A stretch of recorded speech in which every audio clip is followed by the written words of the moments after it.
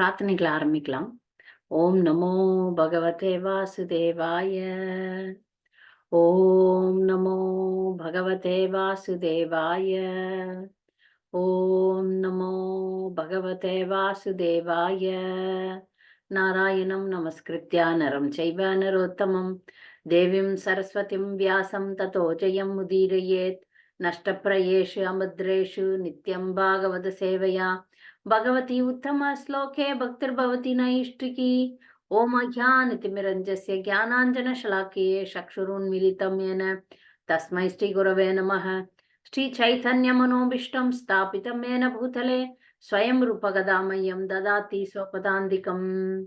वन्देऽहं श्रीगुरु श्रीयुतपदकमलं श्रीगुरुन् वैष्णवां च श्रीरूपं सागरजातं सगन रघुनाथान्वितं तां सजीवम् साद्वैतं सावधूतं परिजन सहितं कृष्ण चैतन्य देवं श्री राधा कृष्ण पादान् सगन ललिता श्री विशाखान्वितं च।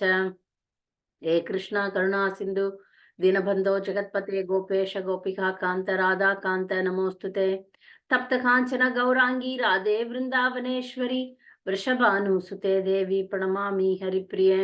वाञ्छाकल्पतरुभ्यश्च कृपा सिन्धुभ्येव च पतितानां पावनेभ्यो वैष्णवेभ्यो नमो नमः। नमो ओं विष्णुपादाय कृष्णप्रेष्ठाय भूतले श्रीमते भक्ति विकास स्वामिनिति नामिने। नमो ओं विष्णुपादाय कृष्णप्रेष्ठाय भूतले श्रीमते भक्ति वेदांत स्वामिनिति नामिने। नमस्ते सारस्वते देवे गौरवाणी प्रचारिणे निर्विशेष शून्यवादी पाश्चात्य देशतारिणे। श्री कृष्ण चैतन्य प्रभु नित्यानंद श्री अद्वैत गदाधर शिवासादि गौर भक्त वृंद।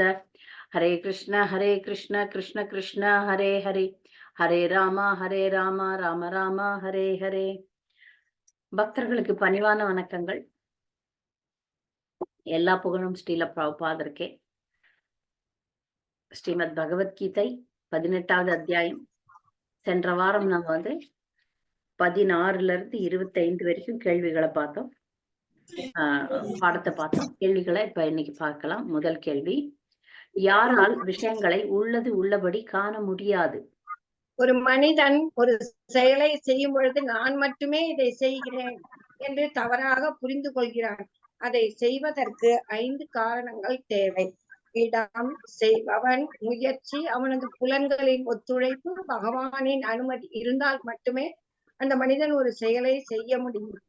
அது தெளிவில்லாத அறிவினால் அவன் அதை தவறாக புரிந்து கொள்கிறான்.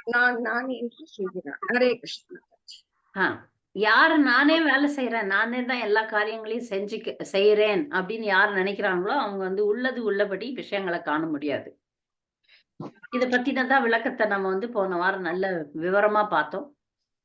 எப்படி காரியங்களை நாம் புரிந்து கொள்ள வேண்டும், இந்த பௌதிக உலகத்துல எப்படி எல்லாம் காரியங்கள் நடக்கிறது அப்படின்றத புரிந்து கொள்ள வேண்டும். அது புரிந்து கொள்ள முடியல, புரிந்து கொள்ளவில்லைன்னா கர்ம வினையில சிக்குவோம், புரியாது, அழுவோம், பகவானையே குறை சொல்ல ஆரம்பிச்சிருவோம். 28வது கேள்வி, செயல்களின் இறுதி காரணம் யார்? இடம், செய்பவன், முயற்சி, புலன்கள் ஆகிய பௌதிக காரணம் உள்ள போதிலும் இறுதி காரணம் முழு கடவுளே ஆன பரமாத்மாவே ஆவார். செயல்களினுடைய இறுதி காரணம் பகவான் தான். அதாவது ஒரு தனிப்பட்ட ஜீவாத்மா இருக்கு, அந்த ஜீவாத்மா ஒரு தனிப்பட்ட மனிதன் ஜீவன் ஏதோ ஒரு காரியத்தை செய்யணும்னா அவனுக்கு புலன்கள் தேவை, முயற்சி தேவை. அதுக்கப்புறம் பரமபுருஷ பகவான் ஆகிய பரமாத்மா, இதயத்துல இருக்கிற பரமாத்மாவனுடைய அனுமதி தேவை. அது இருந்தால்தான் செயல்கள் நடக்கும். அதனால இறுதி காரணம் பரமாத்மா அப்படின்னு சொல்றாரு பகவானே பகவத்கீதையில. அதனால அவர் இல்லாம எந்த விஷயமும் நடக்க முடியாது. சரிதான், பல முறை நான் சொல்லியிருக்கேன், தவறான காரியங்களுக்கு கூட அவருடைய அனுமதி இல்லாமனா நடக்காது. அது நல்லா புரிஞ்சுக்கணும். ஏதாவது ஒரு விஷயம் ஏடா கூடமா போகுது அப்படின்னும் போது நமக்கு கோபம் வருது இல்ல, சூழ்நிலை மேல அல்ல சம்பந்தப்பட்டவர்கள் மேல கோபம் வரும். கோபப்படுறதுக்கே இல்லை, அவருடைய அனுமதியோட தான் அதெல்லாம் நடக்குது. அதனால அதற்காக தவறுகளை கண்டு பேசாம போயிடலாமா? அதை எதிர்த்து நிக்க கூடாதுன்னா எதிர்த்து நிக்கணும். கண்டிப்பா தவறான விஷயங்கள் எங்கேயாவது நடக்குது, நம்ம அங்க முயற்சி செய்ய வேண்டும். மனிதர்கள் தங்களுடைய முயற்சிகளை செய்ய வேண்டும். அது வெற்றியாக இருந்தாலும் அது கிருஷ்ணருக்குத்தான், அது தோல்வியாக இருந்தாலும் கிருஷ்ணருக்குத்தான். கிருஷ்ணருடைய விருப்பம் தான் அது அப்படி நடந்திருக்கு அப்படின்றத நம்ம புரிந்து கொள்ள வேண்டும். 29வது கேள்வி. அது மாதிரி சொல்லும் போது மாதாஜி தவறு கண்டிக்கும் போது வந்து அது சண்டை மாதிரி வருதுங்க மாதாஜி. இப்ப நம்ம தவறு அப்படின்னு நம்ம எடுத்து சொன்னோம்னா அதை வந்து அவங்க கேட்டுக்கிறது இல்லைங்க மாதாஜி.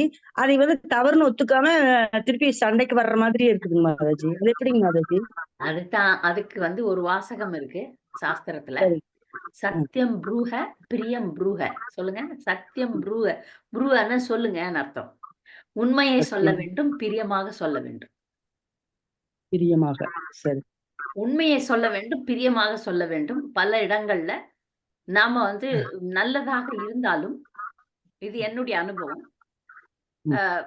வழி நடத்துற ஒரு ஒரு ஆசிரியர் தான் நான். ஒரு சாதாரண பக்தர் தான். ஆனா அனுபவம், குருனுடைய கருணை, அதுல சில விஷயங்கள் எனக்கு தெரியும். அனுபவம் தானே, அனுபவம் இருக்கு. அதனால இந்த இளசா வர்றவங்களுக்கு எல்லாம் வழிகாட்டணும்னு ஆவல் இருக்கும். அப்ப ஒருத்தர் நடந்து போறாங்க, அவங்களுக்கு வந்து சரியான பார்வை இல்ல, நமக்கு பார்வை இருக்கு. அங்க ஒரு பள்ளம் இருக்கு. அப்ப பொதுவா நம்ம என்ன சொல்லுவோம், அங்க பள்ளம் இருக்கு, பார்த்து போங்கன்னு சொல்லுவோம். இந்த மாதிரி இயல்புடைய பெண் நானு. அப்படி சொல்லும் போது நீ யார் சொல்றதே அப்படின்னு இருக்காங்க. இருக்காங்களா இல்லையா? என்னுடைய அனுபவத்துல இன்னும் இது தினம் என்னுடைய அனுபவம் ஆயிடுது. அவங்க வந்து என்கிட்ட அவங்களுக்கு வேண்டிய விஷயங்களை சாதிச்சுப்பாங்க. நான் அவங்களுடைய நல்லதுக்காகத்தான் நான் சில விஷயங்களை சொல்றேன்றதை புரிந்து கொள்ளவில்லை. இது என்னுடைய மகனுக்கும் பொருந்தும். மத்தவங்களை விட என்னுடைய மகனுக்கும் இது பொருந்தது. அதனால என்ன பண்ணணும், விட்டுதான் பிடிக்கணும். அந்த பள்ளத்துல போய் விழுந்து மணிய மேகலை மாத்தாச்சி காப்பாத்துங்கன்னு கூப்பிடும் போது சொல்லணும், நான் சொன்னேன், சொல்லலாம்னு நினைச்சேன், நீங்க கேட்கிற மனநிலையிலே இல்ல அப்படின்னு அப்ப சொல்லணும். அது நடக்கும். அந்த சூழ்நிலை அப்படி எனக்கு வருதுங்க மாதாஜி. வரும். உங்களுக்கு மட்டும் இல்ல, எல்லா மூத்த பக்தர்களுக்கும் கொஞ்சம் அனுபவம் இருக்கு இல்லையா? அனுபவம் இருக்கு, கூட பக்தி ஞானமும் சேர்ந்திருக்கு. அப்படின்னும் போது உலகத்துல எப்படி போகணும், எப்படி வரணும், எது சரி எது தவறு அப்படின்றதெல்லாம் தெரியும். சொல்வதற்கு நமக்கு அங்க வரைக்கும் ஆசை வந்துரும். அது சொல்லி அவங்க கேட்க மாட்டாங்க. சரி, அனுபவம் மாதிரி ஒரு நல்ல ஆசிரியர் யாரும் கிடையாது. அதனால அனுபவத்துல அவங்க புரிஞ்சுக்கிட்டோன்ட்டு நம்ம கொஞ்சம் தள்ளி நிக்கணும். இதுல வந்து சில பக்தர்கள், சில பேர் வந்து நீங்க சொல்லுங்க, நான் செய்றேன்.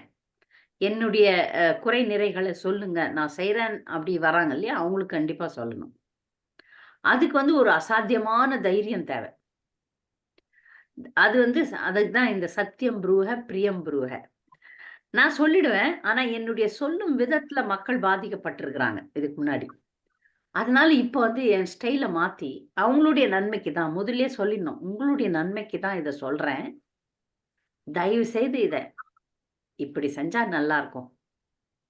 உங்களுடைய நன்மைக்கு தான் அப்படின்னு சொல்லணும். அதுவும் சில நேரத்துல சில பேருக்கு புரியாது. கர்வத்துல பேசுறாங்க. இவங்களுக்கு எல்லாம் தெரியும். கர்வத்துல பேசுறாங்க அப்படின்னுவாங்க. அவங்க அனுபவப்படட்டும். அப்படி சொல்லியும் புரியலன்னா, சரி பள்ளத்துல விழுந்துட்டு கூப்பிடுவாங்கல்ல, அப்ப பாத்துக்கலாம். ஹரே கிருஷ்ண. 29வது கேள்வி. எப்பொழுது ஒருவன் கொலை செய்தாலும் அதன் தண்டனைக்கு உட்படாமல் இருக்க முடியும்? ஹரே கிருஷ்ண மாதாஜி.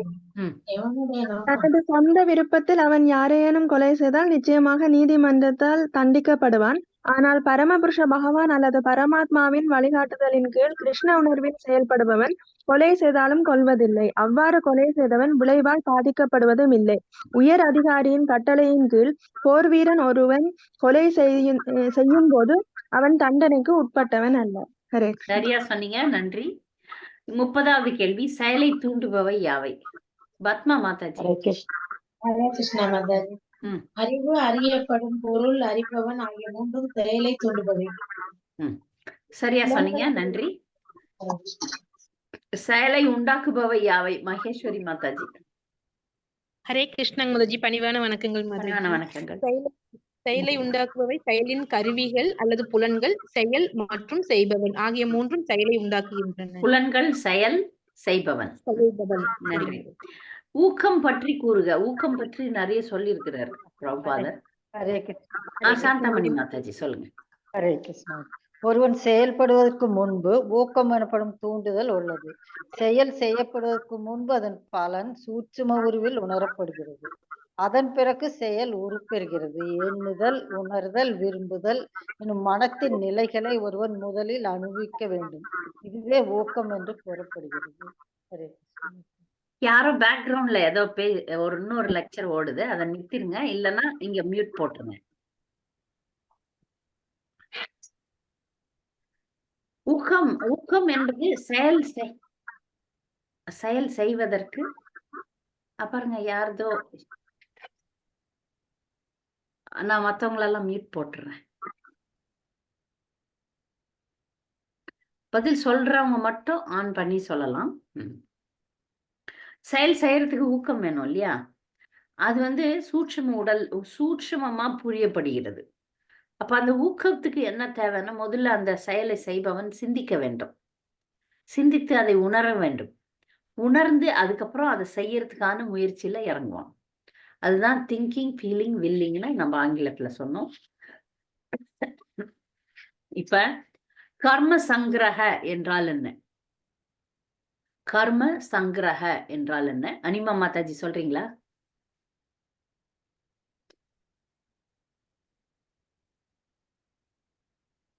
ஹரே கிருஷ்ணா மாதாஜி, நான் சொல்றீங்களா? ஹரிபுஹரா மாலினி மாதாஜி சொல்லுங்க.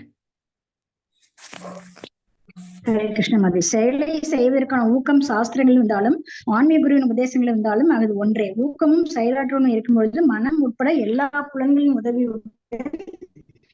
உண்மையான செயல். மனமே எல்லா புலன்களுக்கும் மையமாகும். செயலை நிறைவேற்றும் இவை அனைத்தும் இணைந்து கர்ம சங்கிரக ஒட்டுமொத்த செயல்னு அழைக்கப்படுகிறது. ஹரே கிருஷ்ணா.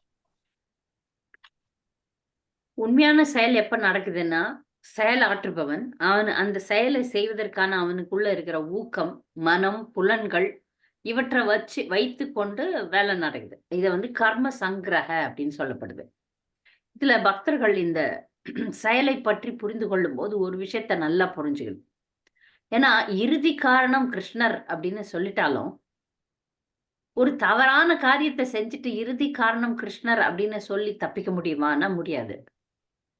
ஏன்னா அந்த மாதிரி அந்த ஒரு நபர் யார் தவறான காரியங்களை வேணும்னு செஞ்சுட்டு இறுதி காரணம் கிருஷ்ணார்ப்பணம்னு சொல்லிடுறேன், இறுதி காரணம் கிருஷ்ணர் அப்படின்னு சொன்னோம்னா அது ஏர்வையாகாது. அப்படி செய்பவர்கள் கர்ம வினைக்கு உட்படுவார்கள். சரியான தண்டனையும் கிடைக்கும்.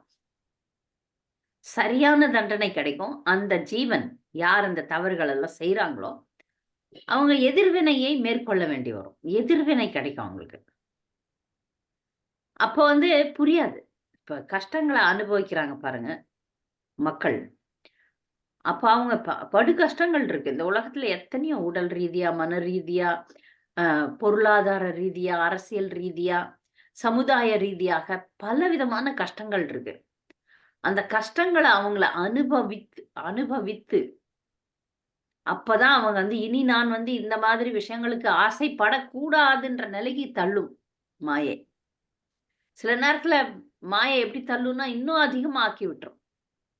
ஒரு தவறு செய்பவன் 10,000 தவறுகளை செய்வான். அதனால அந்த உள்ள இருக்க அந்த ஜீவாத்மா, நாம ஒரு நபர் எப்பொழுதும் கிருஷ்ண உணர்வில் செயல்படுவதற்கு மட்டுமே ஆசைப்பட வேண்டும். அது செஞ்சால் ஒழிய நமக்கு இந்த பௌதிக உலகத்தினுடைய சிக்கல்ல இருந்து வெளியே வரதுக்கு வாய்ப்பே கிடையாது. இல்லைன்னா ஒரு நல்ல காரியம் இன்னொரு கெட்ட காரியத்தோட பிணைஞ்சு கர்ம வினை வந்துடும். நம்ம நல்ல காரியம் நினைச்சு செய்யற காரியங்கள் கூட எதிர்வினையா ஆயிடும், எதிர்க்காயிடும். நல்லது தானே செஞ்சேன், ஏன் இப்படி ஆச்சு அப்படின்னு நம்ம நினைக்கலாம். இதுக்கு ஒரு நிறைய விஷயம், நிறைய உலகத்துல அந்த மாதிரி நடக்கும். நல்லது செய்ய போவாங்க, அவங்களுக்கு வேற எதுனா நடந்துரும். அந்த மாதிரி நிறைய பாக்குறோம். அப்ப பாவமா இருக்கும், ஏன் இப்படி நடக்க அப்படின்ட்டு. ஆனா அதனாலதான் காரியங்களை முழுக்க முழுக்க கிருஷ்ண உணர்வுல தான் செய்யணும். 34வது கேள்வி, முக்குணங்கள் எப்படிப்பட்டவை? அழகா சொல்லியிருக்கிறாங்க. அதுக்குதான் அந்த கேள்வி கேட்டேன். அனிவா மாதாஜி சொல்லுங்க.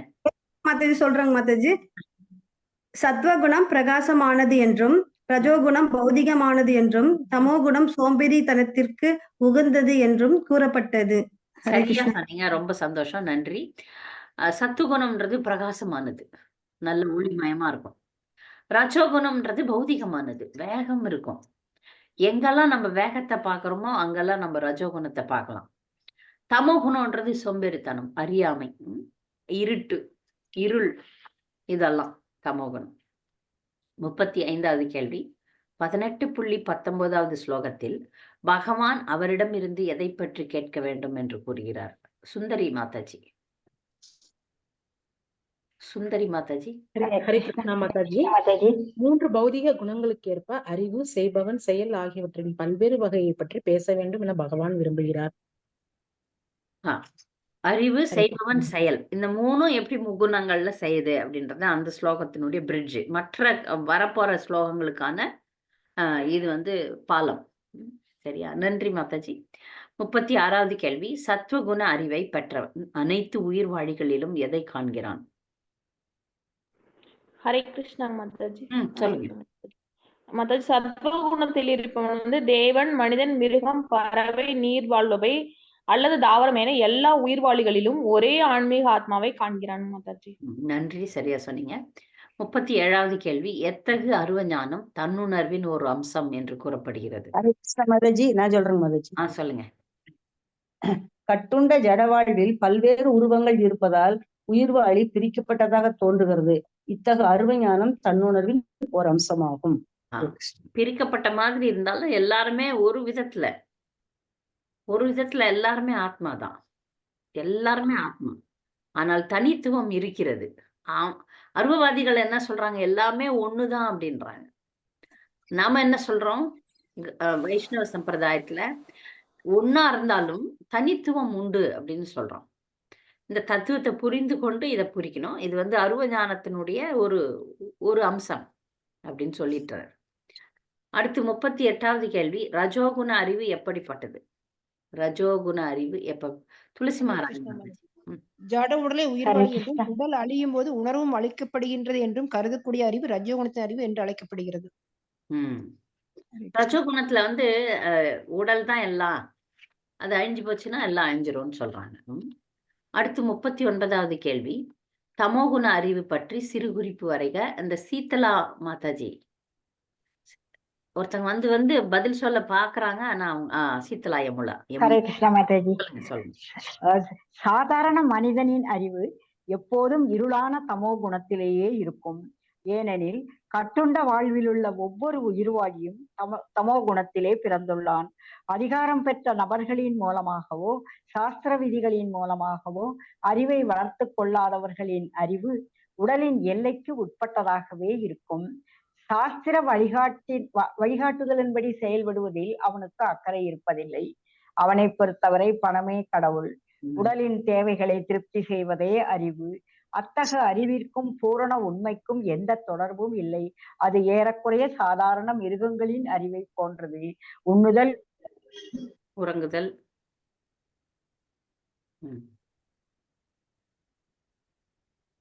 ஹரே கிருஷ்ணா மாதாஜி.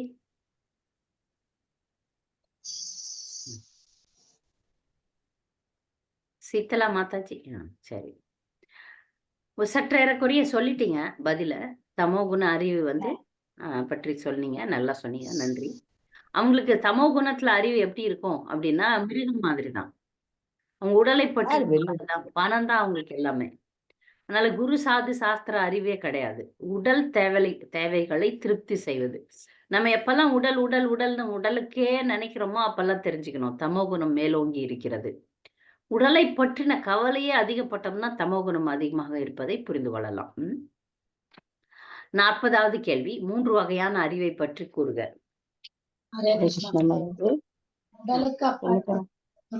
விஷ்ணு பிரியா மாதாஜி.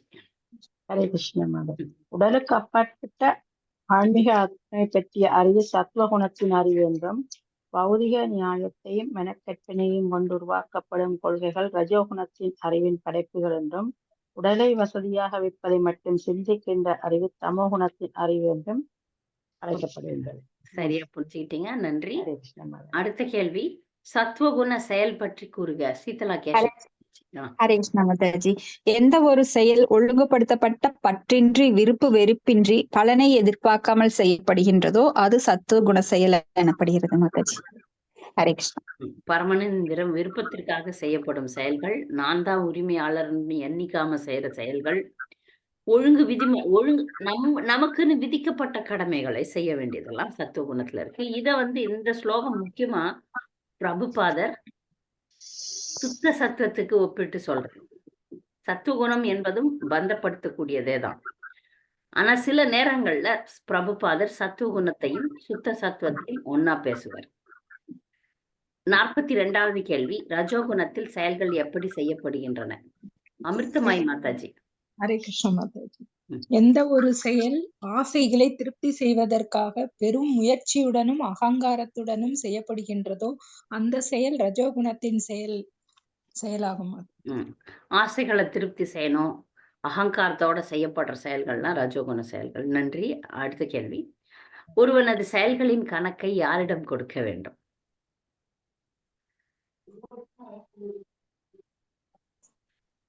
சொல்லுங்க மாதாஜி. சொல்லுங்க மாதாஜி. ஒருவன் தன் செயலின் கணக்கை தேசத்திடமோ பரமபுருஷன் பெண்ணிலான யமதூதர்களிடமோ கொடுக்க வேண்டும். நம்ம ஏதாவது நல்லது கெட்டது செஞ்சதெல்லாம் கணக்கு பாக்குறதுக்கு ஆளுங்க இருக்கிறாங்க. இப்பவே பாக்குறதுக்கு தேசம் இருக்கிறது, சட்டம் இருக்கிறது. அதுக்கப்புறம் கடவுளுடைய பிரதிநிதிகளாகிய யமதூதர்கள் இருக்கிறார்கள். அவங்க கிட்ட நாம செஞ்ச வேலைகளினுடைய கணக்கை கொடுத்துதான் ஆகணும். 44வது கேள்வி, தமோகுண செயல்கள் எதன் அடிப்படையில் நிறைவேற்றப்படுகின்றன? தமோகுண செயல்கள் எதன் நவபக்தி மாதாஜி சொல்லுங்க. எதிர்கால விளைவுகளையும் பந்தங்களையும் கருதாமல் மயக்கத்திலும் அறியாமையிலும் செய்யப்படுவதும் அசாத்தியமானதும் பிறருக்கு தீமை புரிவதுமான செயல் தமோ குணத்திலான செயலாக கூறப்படுகின்றது. அப்புறம் வன்முறையை அது எப்போதுமே பொறுப்பற்ற செயல். பொறுப்பற்ற செயல் என்பது குழப்பமே, ஏனெனில் அது சாஸ்திர விதிகளின் ஒழுங்கு கொள்கைகளை அளிக்கின்றது. அது எப்போதுமே துன்புறுத்தலை அடிப்படையாக கொண்டதும் ஆகும். பிற உயிர்களுக்கு தொல்லை கொடுப்பதாகவுமே இருக்கின்றது. ஒருவனது சுய அனுபவத்தை மட்டுமே வழி விளக்காக கொண்டு இத்தகு பொறுப்பற்ற செயல் செய்யப்படுகின்றது. இது மயக்கம் என்று அழைக்கப்படுகின்றது. இத்தகு மயக்க செயல்கள் எல்லாமே தமோ குணத்தின் உற்பத்தி ஆகும். ஏன்னா அவங்களுக்கு சரியான அறிவே இல்லாம செயல்படுறாங்க. சாஸ்திர ஞானம் இல்லாதனால தன்னுடைய சொந்த அனுபவத்தை வைத்து கொண்டு செய்யறாங்க. பிற உயிர்களுக்கு துன்பத்தை கொடுப்பாங்க. வன்முறை தான் அடிப்படையா வச்சிருப்பாங்க. பொறுப்பில்லாமல் செயல்படுவார்கள். இதெல்லாம் தமோ குணத்தினுடைய செயல்கள். இது வரைக்கும் இந்த பாடத்துல பக்தர்களுக்கு ஏதாவது சந்தேகம் கேளுங்க. சந்தேகம் இருக்கா? யாருக்காவது சந்தேகம் இருக்கா? நம்ம ஃபர்தரா போறதுக்கு முன்னாடி இது வரைக்கும் யாருன்னா படிச்சு இந்த சப்ஜெக்ட்ல எதனா கேள்வி இருந்தா கேட்கணும். ஹரே கிருஷ்ணா. ஹரே கிருஷ்ணா பிரபு. மாதாஜி படைவான நடக்குது. நான் டிராவல்ல இருக்கேன், கிளாஸ் கேட்டுட்டு. நன்றி மாதாஜி. கொஞ்சம் டிஸ்டர்பா இருக்கும் மாதாஜி. இப்ப தமகுணம், ரஜகுணம், சத்துவகுணம் 3 கிளாஸ் கொடுத்தீங்க, நல்லா இருக்குது. ஆனா ஒண்ணு மாதாஜி, நம்ம பிராக்டிக்கலா பாத்தீங்கன்னா நம்ம ரஜகுணம் நம்ம ஒர்க்ல பண்ணாம இருக்க முடியாது மாதாஜி. வீட்டுல இருக்கும் போது பசங்கிட்ட இல்ல ஒய்ஃப்ட பேசும்போது தமோ குணமும் சத்துவ குணத்தை தான் பேச வேண்டியிருக்கு. ரஜோ குணம் எடுக்க மாட்டேங்குது. இதே பக்தரோட பேசும்போது சத்துவ குணம் நம்ம மெயின்டைன் பண்றோம். இப்படி பண்ணும்போதுதான் கலியுகத்துல நம்ம ஸ்டாண்டர்டா இருக்க முடியுமா? இல்லாட்டி எப்படி இந்த பரிமாணத்தை எப்படி சரி பண்ண முடியும்? ஆபீஸ் போனா எப்பவுமே சத்துவ குணத்துலதான் நம்ம என்ன சொல்லுவாங்க, என்ன சொல்றா உங்களுக்கே தெரியும். ஹரே கிருஷ்ணா மாதாஜி. நன்றி. விளக்க கொடுங்க. கொடுக்குறேன். நான் உங்க மைக் ஆஃப் பண்ணிடலங்க. சரி, நல்ல ஒரு கேள்வி. ஏன்னா நம்ம ஒவ்வொரு காலகட்டத்துல ஒவ்வொரு குணத்தை நாம் பயன்படுத்தி கொள்கிறோம். இந்த குணங்கள் தான் இப்படி நம்மை ஆட்டுவிக்கிறது என்ற ஒரு தளத்துல போயிட்டு நம்ம புரிந்து கொண்டு செஞ்சோம்னா சரிதான். இதுக்கு ஒரு உதாரணம் சொல்றேன், நல்லா புரிஞ்சுக்குங்க. ஒரு பாம்பு ஒரு பக்தரா மாறிட்டார். ஒரு பாம்பு நாரத முனிவருடைய சங்கத்தினால அந்த பாம்பு நாரத முனிவர்கிட்ட தீட்சை வாங்கி டிவோட்டியா மாறிடுறாரு. பாம்பு டிவோட்டியா மாறிடுச்சு அப்படின்னு தெரிஞ்சோடனே ஊர் மக்கள்லாம் அந்த பாம்பை கல்லெடுத்து அடிக்கிறாங்க. அடுத்த முறை நாரத முனிவர் பார்க்கும்போது அந்த பாம்பு அடி வாங்கி ரத்தம் சிந்தி நொந்து நூடுல்ஸ் ஆகி இருக்கு. அப்ப நாரதமுனி சொன்னாரு, நான் உன்னை வந்து யாரையும் கடிக்காதன்னு சொன்னேன், யாரையும் பயமுறுத்தாதுன்னு சொல்லலையே அப்படின்னு சொன்னார். அதாவது இந்த உலகத்துல வாழும்போது நம்ம குணங்களை பத்தி தெரிஞ்சுக்கிட்டோம். அந்த குணங்கள் நம்மை ஆட்டி படைக்குதா இல்லையா, அந்த குணங்களை நாம் பயன்படுத்தி கொள்கிறோமா, அவ்வளவுதான். இதுல இருக்கிற வித்தியாசத்தை புரிஞ்சுக்கணும். குணங்களால நாம ஆட்டி வைக்கப்படக்கூடாது. கோபம் எப்படி வருதுன்னே தெரில எனக்கு அப்படின்னா குணங்களால ஆட்டி வைக்கப்படுறோம். ஆனா அதே கோபத்தை அனுமான் இலங்கையை எரிக்க பயன்படுத்தினார். கிருஷ்ணர் ராமருடைய சேவையில அனுமான் கோபத்தை பயன்படுத்தினார். அப்ப அனுமான் ரஜோகுணத்துல இருக்கிறாரா? இல்ல. ஆனால் அதை பயன்படுத்தி கொண்டார். கோபம் வரலன்னா சண்டை போட முடியுமா? கிருஷ்ணருக்காக சண்டை போட்டார். அப்ப ரஜோகுணத்தை பயன்படுத்தி கொண்டார். ஆனா ரஜோகுணத்தினால ஆட்டுவிக்கப்பட்டாரா அப்படின்னா இல்ல. ரஜோகுணம் அவருடைய கட்டுப்பாட்டுல இருந்தது. அதே போலதான் அர்ஜுனனும். இவங்க எல்லாம் சத்துவ குணத்துல இருக்கிறாங்களா, சுத்த சத்துவத்துல இருக்கிறாங்களா, ரஜோகுணத்துல இருக்கிறாங்களான்னா ரஜோகுணத்தை பயன்படுத்தி கொண்டார்.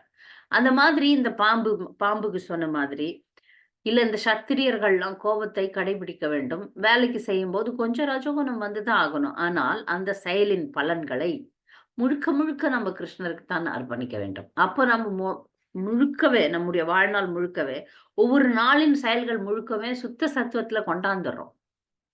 அப்ப நம்ம உணர்ந்து செயல்பட வேண்டும். இந்த வார்த்தைய பக்தர்கள் ஆழமா கவனிச்சு எடுத்துக்குங்க. உணர்ந்து செயல்படுதல்னு ஒண்ணு இருக்கு. இப்போ உணர்ந்து செயல்படும் போது வார்த்தைகள்லாம் அப்படியே வெளியே வந்துடாது. யோசனை பண்ணி தான் வெளியே விடுவீங்க. சாப்பிட்றதுக்கு கண்டதை சாப்பிட மாட்டீங்க, யோசனை பண்ணி தான் சாப்பிடுவீங்க. உணர்ந்து செயல்படுதல் அப்படின்ற வார்த்தைக்கு வந்து பிரபுபாதர் வந்து ரொம்ப முக்கியத்துவம் தந்திருக்காரு. அது நம்ம ஜபம் செய்யறதாகட்டும், மற்ற பக்தர்களோட மற்ற மனிதர்களோட நம்ம உறவாடுவதில் ஆகட்டும், நம்முடைய வேலை நிமித்தமாக மற்றவர்களோட பழகிறது ஆகட்டும், பயணிக்கிறது, எத்தனையோ செயல்களை நம்ம இந்த வாழ்க்கையில தினம் தினம் செஞ்சுக்கிட்டே இருக்கிறோம். அது ஏனோதானோ எவனுக்கோ நாம முழுக்க முழுக்க இயற்கை குணங்களின் கட்டுப்பாட்டுல நம்மளை விட்டுட்டு நம்ம விருப்பம் போல பண்றது இல்ல. அது வந்து அப்போ ஜபம் கூட நம்ம ரஜோகுண ஜபம் செய்யலாம், தமோ குணத்துல தூங்கினே செய்யலாம். நிறைய பேர் பார்த்திருக்கேன், தூங்கினே இருப்பாங்க சாண்டிங் பண்ணும்போது. அது தமோ குண ஜபம். நம்ம சுத்த சத்துவத்துலதான் ஜபம் செய்யணும். அதற்கான முயற்சி செஞ்சோம்னா அதற்கான வசதிகளை பகவான் கொடுப்பார். அதனால நாம வந்து ஒட்டுமொத்த ஒரு நாளின் வாழ்க்கை, ஒரு நாள் முழுக்க செயல்களை வந்து பகவானுடைய சேவைக்கு ஏற்ப சண்டை போடுற பக்தர் அந்த இப்ப நீங்க வந்து ஒரு போர் வீரர், ஒரு போலீஸ்காரர் அப்படின்னும் போது அங்கு வன்முறை தேவைப்படுகிறது. அந்த வன்முறையை நல்ல காரியங்களுக்காக, தர்மத்தை நிலைநாட்டுவதற்காக செய்யறோம். செஞ்சுட்டு அன்று பகவான் கிட்ட நம்ம வந்து நம்மை சமர்ப்பிக்கும் போது இந்த செயல்களை தர்மத்தை நிலைநாட்டுவதற்காகவும் பகவானே உன்னை திருப்திப்படுத்துவதற்காகவும் செஞ்சோம் அப்படின்ற உணர்வோட நம்ம செயல்படணும். ஜட இயற்கை குணங்கள் கீழே நம்ம போகக்கூடாது, அதை நம்ம பயன்படுத்தி கொள்ளலாம். இல்லையா? வேற ஏதாவது கேள்விகள் இருக்கா?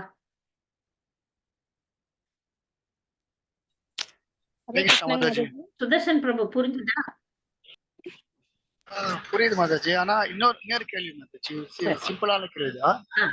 இப்போ கலியுகத்துல சொல்றோம்ல பெண்களை வந்து ஏன் அடிக்கடி குணம் ஆகிட்டே இருக்காங்க, குணமே பாடி மாதிரிதான் குணமா இருக்கு, அடிக்கடி ஜம்ப் ஆயிட்டே இருக்காங்க. ஆபீசர் சரி, நான் சமுதாயம் சரி, அவங்க நிலையான மைண்ட் செட் இல்ல, சடா மாறிட்டே இருக்கும். அது இயற்கை குணமா இல்லாட்டி அவங்களோட ஹரே கிருஷ்ணா, இது வந்து எக்ஸ்பீரியன்ஸ் தான் மாதாஜி. நன்றி. பெண்களை பத்தி சொல்றீங்கல்ல, பெண்கள் தானே சொன்னீங்க? ஆமா ஆமா, அவங்க நிலையா இருக்க மாட்டேங்கிறாங்க, ஜம்ப் ஆயிட்டே இருக்காங்க, சிச்சுவேஷனுக்கு ஏத்த மாதிரி ஜம்ப் ஆயிட்டே இருக்காங்க. ஹரே கிருஷ்ணா. எங்க ஆபீஸ் வீடு எல்லாம் இல்ல, இது ஆமா பௌதிக பெண்களை பத்தி பேசுறீங்க. யார் ஆன்மீகத்தோட கனெக்ட் பண்றவங்க வந்து பக்தர்கள்ன்ற நிலையில செயல்பட ஆரம்பிச்சிருவாங்க. பெண்களுக்குன்னு இயற்கையான சில குணங்கள் இருக்கு. அவங்க நிலை இல்லாத புத்தி உடையவர்கள், சரியான முடிவு எடுக்க தெரியாதவர்கள், குறைந்த அறிவுடையவர்கள், இப்படி உணர்ச்சி வசப்படக்கூடியவர்கள், இப்படி சில குணங்கள் பெண்களுக்குன்னே இருக்கு பிரத்யேகமா. ஒரு பெண் தன்னை ஆன்மீகத்தோட சாஸ்திரங்களோட குரு சாது சாஸ்திரத்தோட இணைக்கவில்லை என்றால் அப்படிதான் இருப்பாங்க.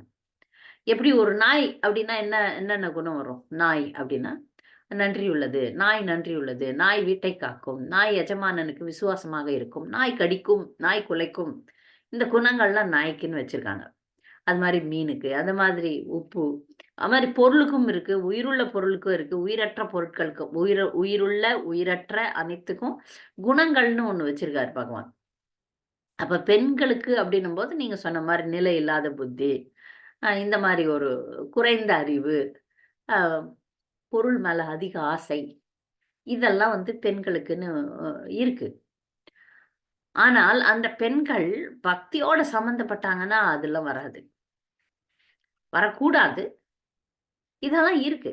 அந்த இயல்பை மாற்றத்துக்கு தான் பக்திக்கே வந்திருக்கும். அவங்க நீங்க அலுவலகத்துல பார்க்கக்கூடிய பெண்கள்லாம் அப்படி இருக்கிறது இல்ல, தவறு ஒண்ணும் இல்லை. அப்படியே தான் அவங்க படைக்கப்பட்டிருக்கிறாங்க, அதனால அப்படியே இருக்கிறாங்க.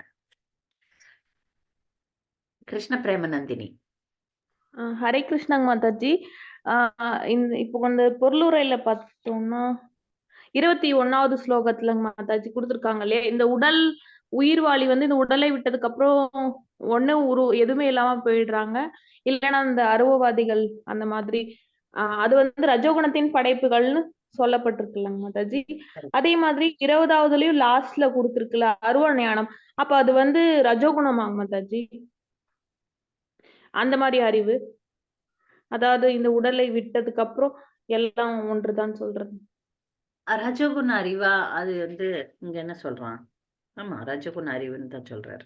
இது மாதிரி மதங்களே சொல்லுது. சில மதங்கள், நான் அந்த மதங்கள் பேரை சொல்ல விரும்பல. சில மதங்கள் வந்து 2-3 மேஜர் மதங்கள் இருக்கு. அந்த மதங்கள் வந்து செத்ததுக்கு அப்புறம் எல்லாம் அவுட் அப்படின்னுறாங்க. நான் அவங்களுடைய தத்துவங்கள் நிறைய இன்ஃபர்மேஷன் கொடுக்கல. ஆமா, இந்த இப்படிப்பட்ட அறிவு உடலை விட்டதுக்கு அப்புறம் எல்லாம் முடிந்து போச்சே, இந்த உடலே தான் ஆத்மான்ற மாதிரி, உடலே தான் எல்லாமே அப்படின்ற மாதிரி சில அறிவு இருக்கு. அது ரஜோகுண அறிவு தான்.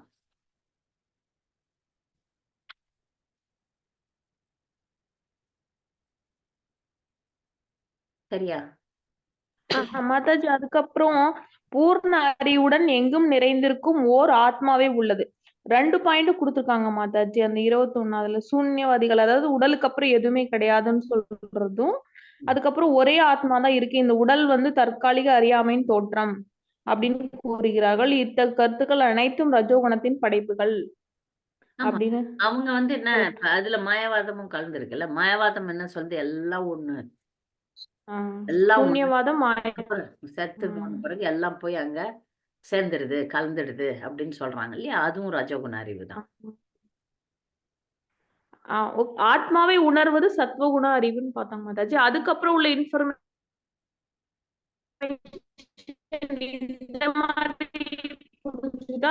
ரஜோகுணத்துல போயிடுமா மாதாஜி? உயிர்வாளிகளும் ஒரே ஆன்மீக ஆத்மாவை காண்பான், சத்வகுணத்தில் அறிவை பெற்றுள்ளான். ஆமா.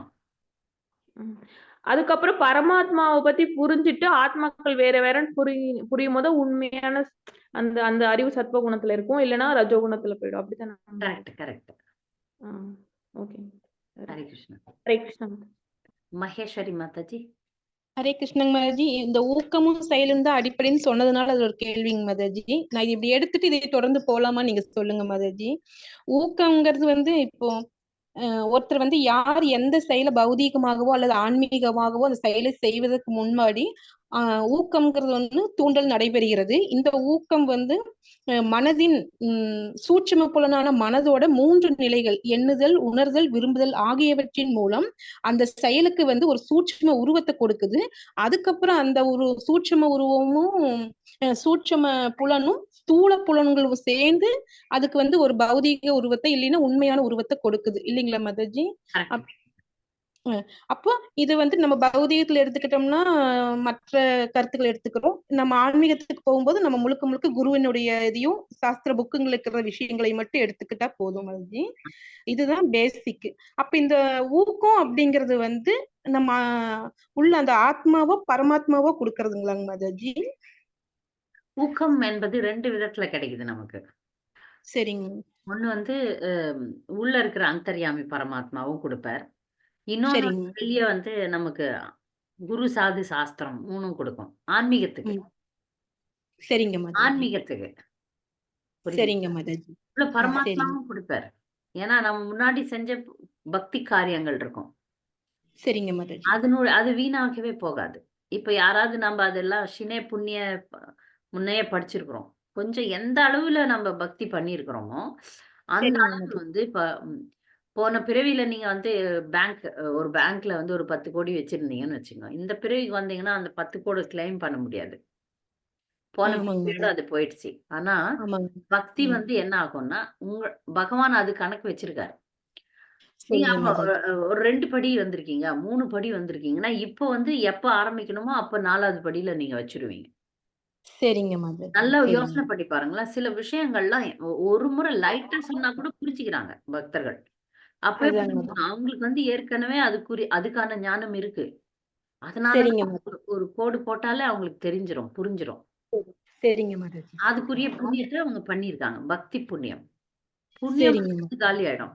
பக்தி புண்ணியம்ன்றது நீங்க செலவு பண்ண முடியாது. செலவு பண்ண முடியாது. சரிங்க மாதாஜி. சரி, சரிங்க. புரியுதுங்களா? பக்திய சரிங்க. வந்து செலவு பண்ண முடியாது. அது அப்படியே சேர்ந்துட்டே போகும். அதுதான் பக்தியினுடைய சிறப்பு. சரிங்க மாதாஜி. இந்த பிறவியில நம்ம கிருஷ்ணரை அடையாம போகலாம். ஆனா வீணா போகாது. அந்த முயற்சியினுடைய பலன் வந்து தொடர்ந்து வரும். தொடர்ந்து அது சேர்ந்துகிட்டே போகும். நீங்க இந்த சரிங்க பிறவியில மாதாஜி. 2ஆம் கிளாஸ் வரைக்கும் படிச்சீங்க. அடுத்த பிறவியில 3ஆம் கிளாஸ்ல இருந்து ஆரம்பிச்சுருவீங்க. சரி, சரிங்க அந்த மாதாஜி. அடுத்த பிறவியும் தோத்துட்டோம் அப்படின்னா, அதுக்கு அடுத்த பிறவியில 4ஆம் கிளாஸ் போவீங்க. சரிங்க அப்ப மாதாஜி. ஏத்தி விடும். தாமதமாகலாம். தாமதமாகலாம். ஆனா நிச்சயமா அது உங்களுடைய கணக்குல இருந்து போகாது. அதான் சரிங்க மாதாஜி. பக்தி தொண்டினுடைய சிறப்பு. சொல்லுங்க சரிங்க கிருஷ்ண மாதாஜி. பிரேம நந்தினி. ஹரே கிருஷ்ண மாதாஜி. அப்போ இந்த அருவவாதிகள் ரஜோகுணத்துல இருக்கும்போது அவங்க பிரம்மஜோதிக்கு போக முடியாதுல்லங்க மாதாஜி. அப்பயும் பகவானோட ஜோதி தெரிஞ்சாதானே அங்க பிரம்மஜோதிக்கு போய் அவங்க ஆமா. அருள் நீங்க என்ன அதுவும் முக்தி தான். அந்த முக்தி அடையறதுக்கு கூட ரொம்ப தூய்மையான நிலை வேணும். இந்த இது பகவான புரிஞ்சுக்காம அங்க போக முடியாது இல்லங்க மாதாஜி. இல்ல பகவான புரிஞ்சுக்காம போலாம். போலாம். மீன்ஸ் அந்த அருவவாதத்துக்கு நம்ம இந்த இது யம, நியமா, அந்த அஷ்டாங்க யோகம், தியானம், அது உயிர் கொல்லாமை, இந்த உலகாய சட்ட திட்டங்கள்லாம் பண்ணி ஃபோக்கஸ் பண்ணி மைண்ட ஃபோக்கஸ் பண்ணி ரொம்ப தியானம் பண்ணி நிறைய புண்ணியங்களை பண்ணி நிறைய நல்ல காரியங்களை பண்ணி பிரம்மஜோதியில போய் கலக்கலாம். அங்க பிரம்மஜோதிக்கு ஆதாரம் கிருஷ்ணர் தான் தெரியாம கூட போய் கலக்கலாம். அது கிடைக்கும். அப்போ அவங்க வந்து அந்த குணம் வந்து ரஜோ குணம் தானங்க மத்த சொல்ற அருவவாதிகள்னா அப்ப எப்படி அவங்க போவாங்க? இதுக்கு போவாங்க பிரம்மஜோதிக்கு.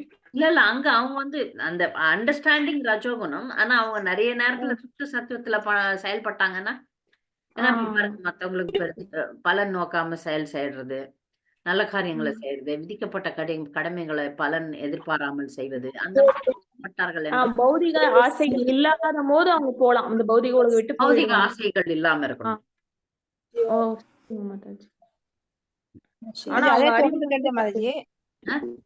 அவங்களுக்கு வந்து மறுபடியும் அடுத்து நம்ம பக்தி பண்றதுக்கு கிடைக்கிற மாதிரி அடுத்த பிரிவுல ஒரு படி மேல வருவாங்களா மாதாஜி? பிறப்பாங்களா?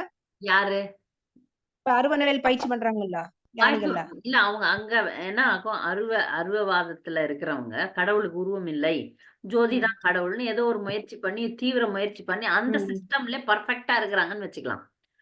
அவங்க ஞானத்தை அதிகப்படுத்திக்கிட்டாங்க, அஷ்டாங்க யோகம் எல்லாம் ஒழுங்கா பண்ணாங்க, கடமைகளை ஒழுங்கா செஞ்சாங்க, அவங்க அருவ ஜோதியிலே போய் கலந்துட்டாங்க, பிரம்ம ஜோதியில கலந்துட்டாங்க.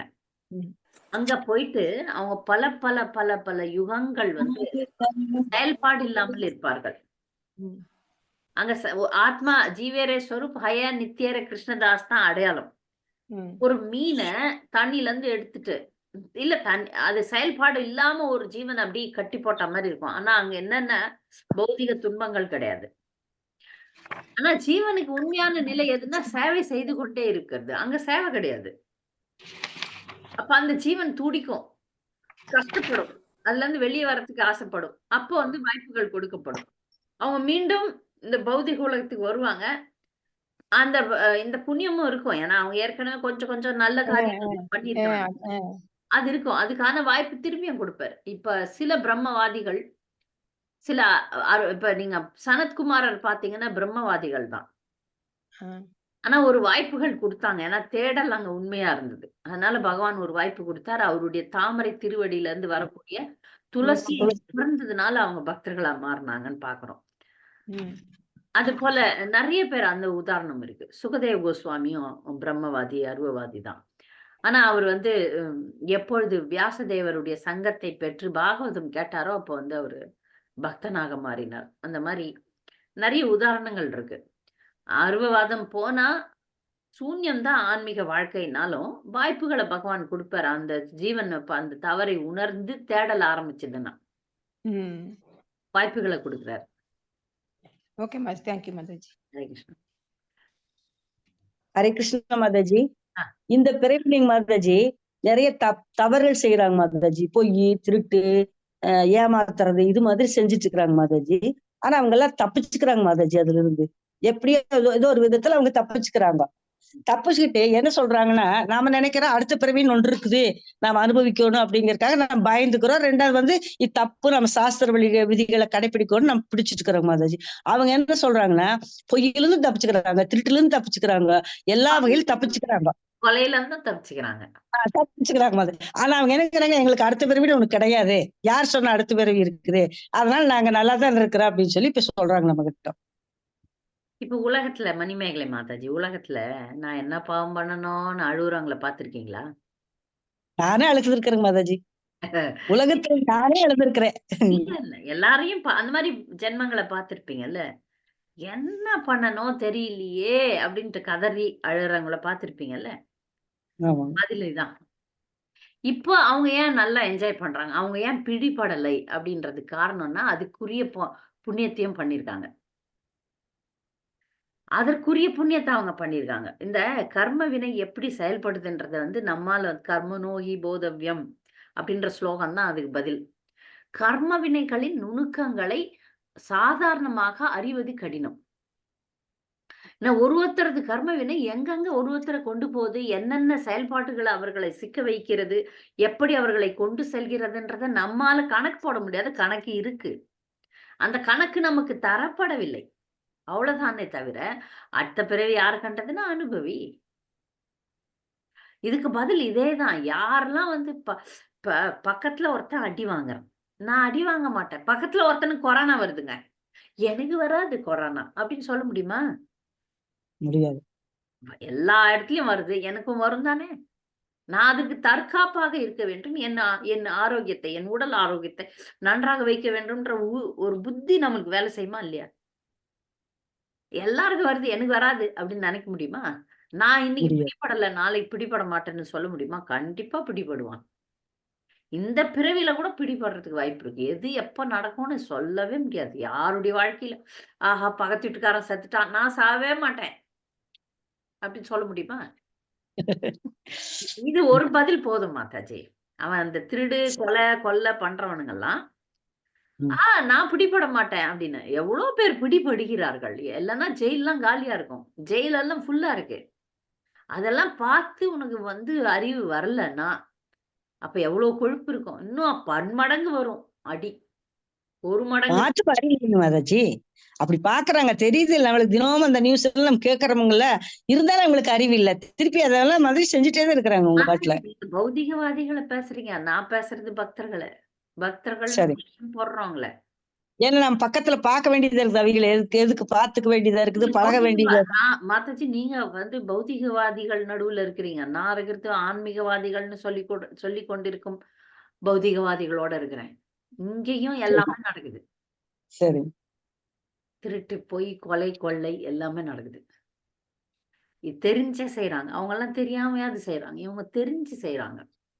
யாரும் ஒண்ணுமே பண்ண முடியாது. அதுக்கு தண்டனை சூத்திரனுக்கு தண்டனை 1 மடங்கு, பிராமணனுக்கு தண்டனை 4 மடங்கு. புரிஞ்சுக்குங்க.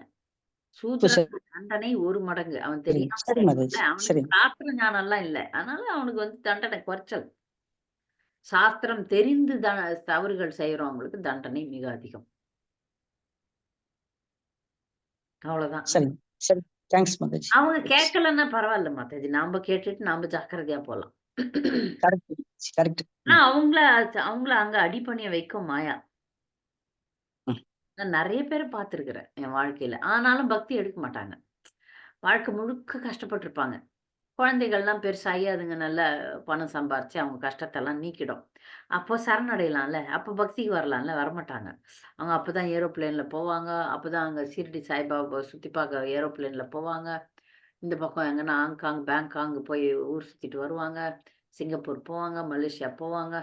அதெல்லாம் சுத்தி பார்த்துட்டு வருவாங்க. அப்போ ஜெபம் பண்ணலாம்ல. பண்ண மாட்டாங்க. பண்ண மாட்டாங்க. பண்ண மாட்டாங்க. ஏன்னா வாழ்க்கை ஃபுல்லா கஷ்டப்பட்டேன். இப்போ நான் சந்தோஷமா இருக்கிறேன். நான் யாருக்கும் எந்த கெடுதலையும் செய்யல அப்படின்னுவாங்க. மாதாஜி நான் இப்ப இந்த நிஸ்கான் கூட வரலைன்னா நீங்க சொல்றதெல்லாம் நான் செஞ்சிருப்பேங்க மாதாஜி. எல்லாருக்கும் நானும் தான் மாதாஜி. சண்டே இல்ல டிவி சீரியல்ல உட்கார்ந்து இருந்திருப்பேன். இல்ல பெரிய screen வாங்கி வச்சுன்னு பார்த்துன்னு இருந்திருப்பேன். இந்த பக்தர்களுக்கு வகுப்பு கொடுக்கணும்னு வச்சுட்டதுனால இதுல வகுப்புல உட்கார்ந்துட்டு இருக்கிறேன். இல்லன்னா என்ன பண்ணிருப்பேன், பெருசு பெருசா ஸ்கிரீன் போட்டு அதுல உட்கார்ந்து இருந்திருப்பேன். ஆமாங்க மாதாஜி, நானும் தான் மாதாஜி. ஒரு எல்லைக்கல்லு மயில் கல்லுக்கு ஒரு துணி கட்டி ஒரு பூவை வச்சா கூட நான் அது சாமின்னு கும்பிட்டுட்டு தாங்க மாதாஜி இருந்தேன். அது என்ன சாஸ்திரம் சம்பிரதாயம் எதுவுமே தெரியாதுங்க மாதாஜி. ஏதோ நம்ம ஒரு நம்பிக்கை இருந்திருக்கு. பரவாயில்ல. எல்லா கல்லுக்கு கூட நீங்க அந்த அளவுக்கு உங்களுக்கு பக்தி உள்ள இருந்திருக்கு. அது இப்போ வந்து சரியான பக்தியில வந்துடுச்சு. நல்லது. ஃபைனலா சிவபக்தரா இருந்தாங்க மாதாஜி, உத்ராட்சம் போட்டு. அதுக்கப்புறம் இங்க வந்திருக்கேன். ஒரு நல்லது. இனி போறதுக்கு இடம் இல்ல மாதாஜி. இனி இங்கேயாவது அவரை விட்டாலும் நான் விடுறதா இல்ல. அது மெயினா உங்களையும் சீத்தல மாதாஜி விடவே மாட்டேன். என்ன நீங்க போனீங்கன்னா என்னையும் கூட்டிட்டு போயிடுங்க. ஹரே கிருஷ்ண மாதாஜி. நாங்க குரு வரைக்கும் கொண்டு போய் விடுவோம் மாதாஜி. அதுதான் எங்க வேலை. குரு வரைக்கும் அது கொண்டு போய் விடுவோம். அந்த அளவுக்கு வர்றதுக்கு எனக்கு பாக்கி இருந்ததுன்னா போதுங்க மாதாஜி. ஹரே கிருஷ்ணா. எல்லாரையும் கொண்டு போய் விடணும். ஆமா எல்லாரையும் மாதாஜி. கொண்டு போய் குரு வரைக்கும் கொண்டு போய் விட்டுருவோம். அதுக்கப்புறம் நன்றி. அதுக்கப்புறம் குரு வந்து பிரபுபாதர் வரைக்கும் கொண்டு போய் விடுவார். பிரபுபாதர் தான் நம்மை வந்து காப்பாற்ற போறவர். சரிங்க மாதாஜி. அதுதான் இந்த நன்றி. இந்த இஸ்கான் இயக்கத்தினுடைய வழிகாட்டுதல் எப்படின்னா, சாதாரணமான பக்தர்கள் நாங்கெல்லாம் வந்து குரு வரைக்கும் கொண்டு போய் விடுவோம். குரு வந்து பிரபுபாதர். ஏன்னா ஆச்சாரியன் தான் விடுவிக்க போறவர். ஏன்னா சரிங்க நம்முடைய மாதாஜி. முயற்சினால விடுதலை அடைய முடியாது. நம்முடைய முயற்சினால் நாம முயற்சி பண்றோம், கடினமா உழைக்கிறோம். சரிங்க அத பார்த்த ஆச்சாரியன், அதை பார்த்து குரு ஆச்சாரியனுக்கு ரெக்கமெண்ட் பண்ணுவார். இந்த ஜீவன் ரொம்பவே முயற்சி பண்றார் அப்படின்னு அந்த குரு வந்து ஆச்சாரியனுக்கு சொல்லுவார். சரிங்க ஆச்சாரியனும் அதை பார்ப்பார். அவர் வந்து ஓகே நான் உனக்கு ரெக்கமெண்டேஷன் கொடுக்குறேன் அப்படின்ட்டு பிரபுபாதர் நமக்கு ரெக்கமெண்டேஷன் சிபாரிசு கொடுப்பார். பிரபுபாதர் சிபாரிசு கொடுத்தா கண்டிப்பா நம்ம வந்து கிருஷ்ணரே சரி சரி. இதான் ஸ்டெப்ஸ். கிட்டத்தட்ட காளிங்கனோட நிலைமையில தான் இருக்கு மாதாஜி. எல்லாரும் ஹரே கிருஷ்ணா. ஹரே கிருஷ்ணா. இல்ல காளிங்கன் நிலையே சொல்ல முடியாது மாதாஜி. காளிங்கன் உயர்ந்த நிலையில இருந்தாரு. கிருஷ்ணரை நேர்ல பார்த்தாரு. அவர் தவறு செஞ்சப்ப காளிங்கன் தவறு செஞ்சப்ப கிருஷ்ணர் நேர்ல வந்து தண்டித்தார். நாம தவறு செஞ்சப்ப நேர்ல வந்து தண்டிக்கிறாரா? ஏதாவது ஒரு ரூபத்துல வருவாருன்னு நம்புறேன். வருவாரு. வருவாரு. கிடைக்குது மாதாஜி. எனக்கு ஸ்பாட் பனிஷ்மெண்ட் கிடைக்குதுங்க மாதாஜி. அதனால வந்துட்டு போறாருங்கிற ஒரு நம்பிக்கை. ஹரே கிருஷ்ணா. வேற ஏதாவது கேள்விகள் இருக்கா? சரி நம்ம அடுத்த பாடத்துக்கு போலாம். மணிமேகலை மாதாஜி. ஓகே சரி மாதாஜி. சரிங்க. ஹரே கிருஷ்ணா. தேங்க்ஸ் மாதாஜி. நம்ம அடுத்த பாடத்தை தனி ரெக்கார்டிங் போடுறேன்.